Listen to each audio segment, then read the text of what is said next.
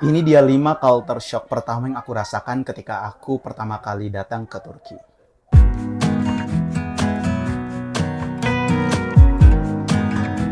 Well, hello precious people, halo tuan dan puan, halo teman-teman semua, selamat datang di YouTube channel Rahman Uwais. Senang banget kali ini aku udah bisa kembali lagi beraktivitas di channel YouTube aku, dan mulai sekarang teman-teman insya Allah aku akan banyak mendiskusikan atau menjelaskan ke teman-teman semua mengenai pengalaman atau kehidupan-kehidupan yang aku jalani selama di Turki. Karena insya Allah selama 3 tahun ke depan aku akan tinggal di Turki untuk melanjutkan studi aku di sini.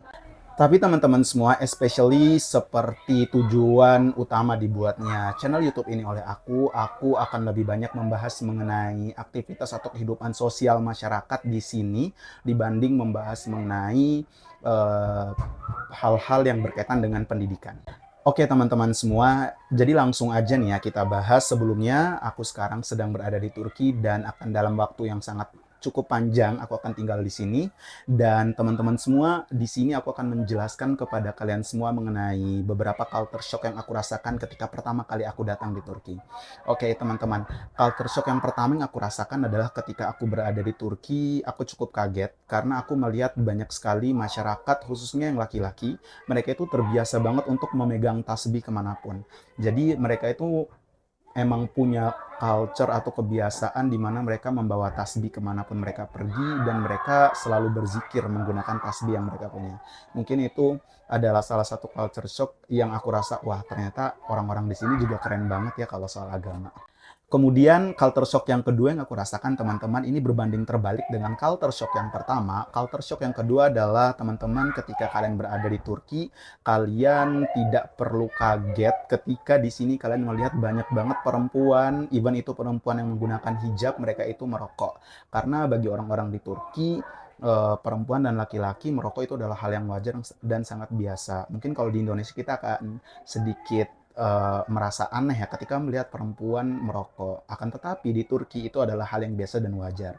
Entah itu perempuan yang berhijab ataupun perempuan yang tidak menggunakan hijab, bagi mereka merokok itu adalah sebuah kebebasan dan pilihan pribadi.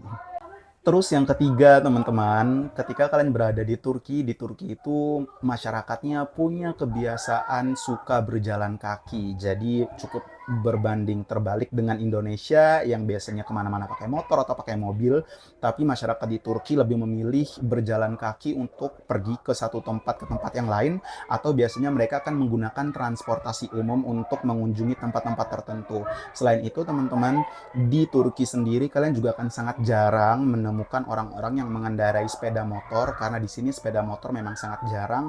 Masyarakat lebih banyak berjalan kaki, menggunakan mobil pribadi ataupun menggunakan transportasi pribadi seperti wapur atau kapal, kemudian seperti otobus atau bus ataupun metrobus dan lain sebagainya. Yang keempat teman-teman, kalian jangan kaget ketika berada di Turki, kalian akan melihat banyak sekali mobil-mobil yang terparkir di pinggir-pinggir jalan, karena memang kondisi wilayah yang ada di Turki ini teman-teman, khususnya di Istanbul, adalah perbukitan seperti itu. Jadi ya memang tidak ada cukup tempat-tempat datar yang bisa digunakan untuk memarkirkan kendaraan. Selain itu teman-teman, masyarakat di sini memang juga terbiasa untuk memarkirkan kendaraan mereka itu di pinggir-pinggir jalan, dan kendaraan mereka itu 100% aman tanpa diganggu oleh siapapun. Mungkin kalau kayak di Indonesia, kita memarkirkan kendaraan di pinggir jalan udah viral, udah mungkin akan kemalingan dan lain sebagainya, tapi di Turki sendiri memarkirkan kendaraan di pinggir jalan, yaitu memarkirkan mobil, itu adalah hal yang sangat-sangat biasa.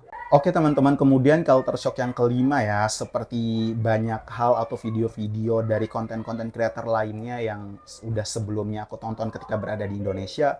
Memang sih di Turki ini banyak banget kucing liar, tapi kucing liar di Turki ini memang bagus-bagus banget, cantik-cantik banget, baik dari bulu ataupun matanya. Mungkin mereka menyesuaikan ya, kucing-kucing di sini menyesuaikan dengan kondisi cuaca yang ada di Turki ini, di mana ada musim salju dan lain sebagainya. Jadi bulu mereka sangat-sangat tebal dan juga matanya tuh benar-benar indah. Mungkin kalian akan merasa bahwa kucing-kucing itu adalah kucing peliharaan, padahal kucing-kucing itu adalah memang kucing-kucing liar. Selain kucing juga di Turki ya banyak anjing-anjing yang berkeliaran, akan tetapi teman-teman tenang aja karena di sini sudah ada petugas khusus yang disiapkan oleh pemerintah untuk melakukan vaksinasi anti rabies ke hewan-hewan seperti kucing dan juga anjing. Oke teman-teman semua, itu dia 5 culture shock yang aku rasakan ketika baru pertama kali datang ke Turki. Teman-teman jangan lupa untuk like, komen, subscribe channel YouTube ini, dan share video ini ke teman-teman semua yang lainnya. Terima kasih teman-teman, sampai jumpa di konten selanjutnya. See you.